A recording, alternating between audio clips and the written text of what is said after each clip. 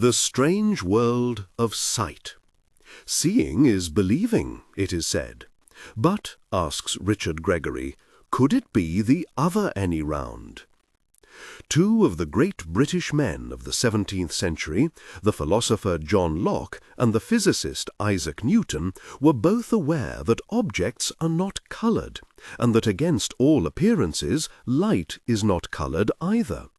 This is still not generally recognized even now, 400 years later, because it seems so implausible.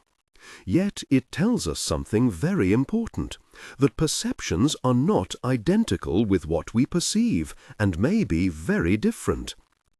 The most accurate historical account of perception is that of the 19th century German scientists Hermann von Helmholtz. However, it was ridiculed at the time. Von Helmholtz thought that perceptions are unconscious inferences we make based on a combination of clues provided by the eyes and other senses, and knowledge of the world.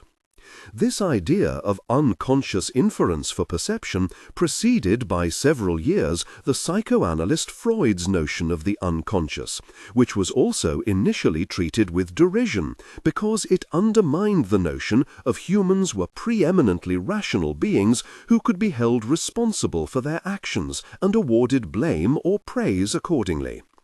Crucially, perception of the present depends on rich, though of course not always correct or appropriate, knowledge from the past. We interpret sense data, what we hear, touch, taste, see and smell, from the present according to what we already know.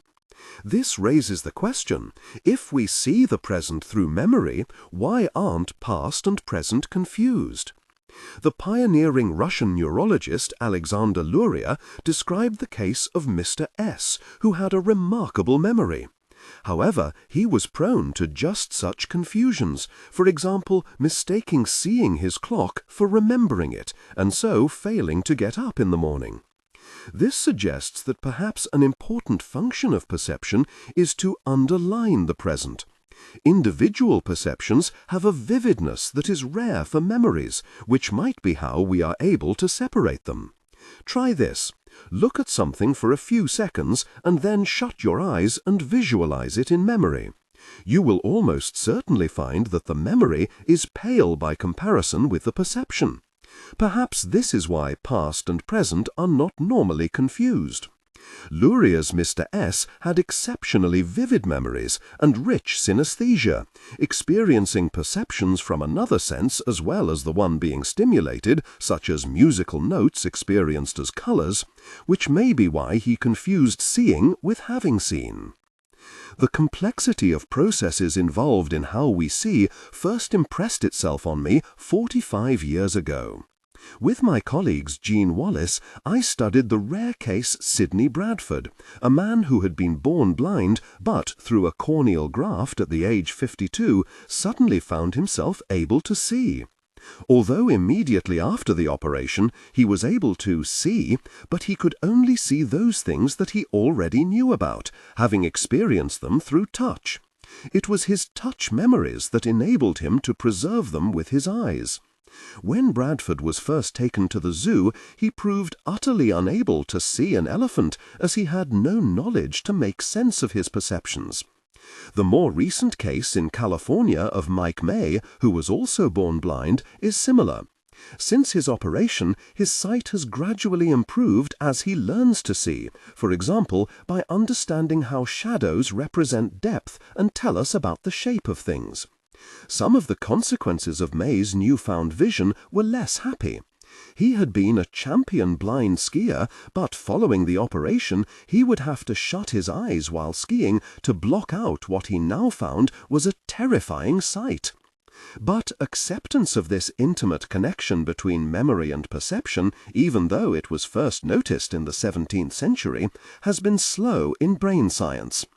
Despite the fact that state-of-the-art brain imaging shows that perception animates parts of the brain associated with both present information and memory, most research on memory and perception is still undertaken as if these were separate processes.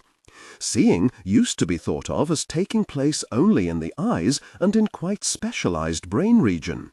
But now it seems that half the brain is occupied with seeing, requiring a lot of energy. Perhaps this is why we shut our eyes for a rest.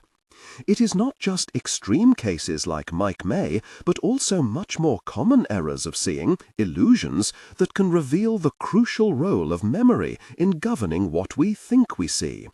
Perception depends on specific knowledge and probabilities. Our brains calculate the likelihood of what is out there, and when too far-fetched, perceptions are rejected. A dramatic and discomforting example is looking at the two sides of a face mask. From the front, it is a convex shape with the nose sticking out. Then, if the mask is rotated, the back of the mask will be seen as convex, though we know that it must be concave. It is almost, if not quite, impossible to sketch the back of a hollow mask to look as it is, hollow. Science often learns from what doesn't happen. People not seeing a hollow face as hollow is the most revealing experiment on perception. The unsettling truth from brain science is that even people with no visual impairment see what, at some level, they expect to see, and often miss things as they really are.